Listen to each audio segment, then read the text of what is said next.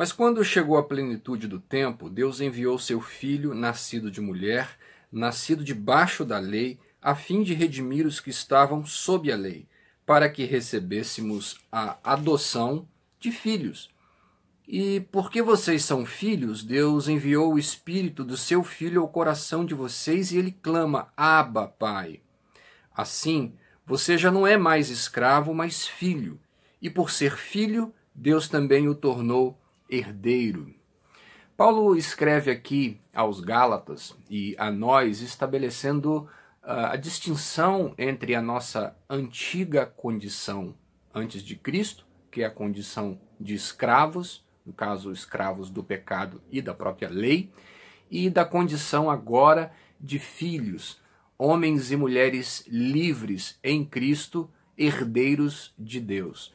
Eu fico imaginando o que os irmãos lá de Gálatas, da igreja da Galácia, receptores da carta aos Gálatas, o que eles entenderam quando Paulo lhes chamou indiretamente de escravos. O contexto ali era que eles estavam regressando às obras da lei, aos rituais da lei, à obediência à lei. Eles estavam abandonando a novidade de vida que lhes tinha sido dada e concedida a partir da aceitação do Evangelho. Eu fico pensando também que a própria condição de ser escravo nem sempre é uma condição clara para aqueles que são escravos.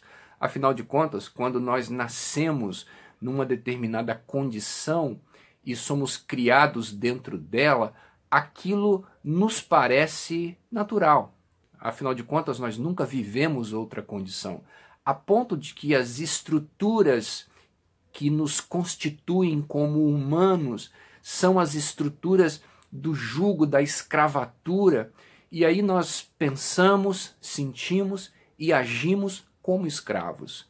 Um dos objetivos de Deus ter determinado um dia de descanso para o povo, lá na lei de Moisés, ou seja, o sétimo dia ser sagrado, um dia onde não se poderia trabalhar, tinha por objetivo retirar do povo essa mentalidade escravocrata, que fazia deles apenas servos, apenas objetos, apenas animais de carga e de produção.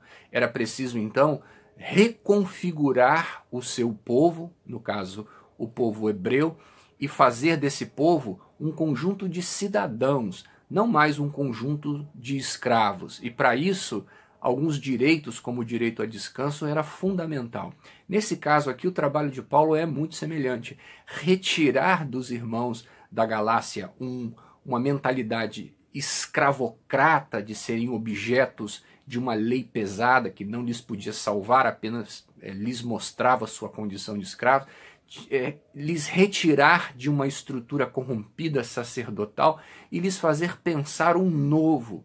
Todavia, esse trabalho é um trabalho extremamente difícil em todos os pontos de vista, no ponto de vista social, no ponto de vista político, no ponto de vista existencial, no ponto de vista espiritual, porque, sobretudo na escravidão de uma religiosidade mórbida, aqueles que são escravos, via de regra, não sabem que são escravos.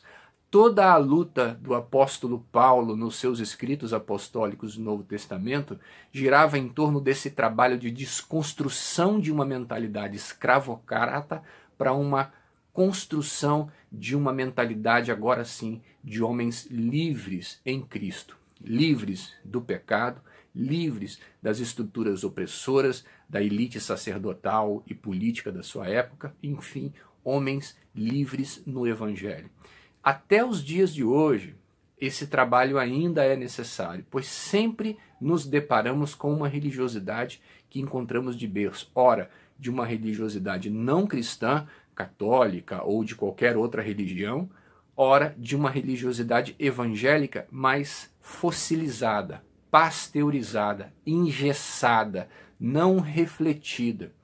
E a liberdade que o Evangelho nos propõe é uma liberdade que deve ser trabalhada todos os dias, e nos devemos colocar essa questão: se estamos sendo servos de Deus livres no Evangelho ou se estamos apenas reproduzindo pelos nossos hábitos estruturas religiosas.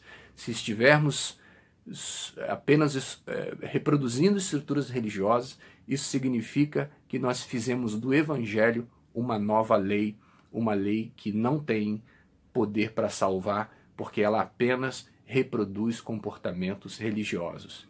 Desenvolva, a partir da leitura da palavra de Deus, da oração e de ações práticas de amor, uma mentalidade de homem e de mulher livres, em nome de Jesus.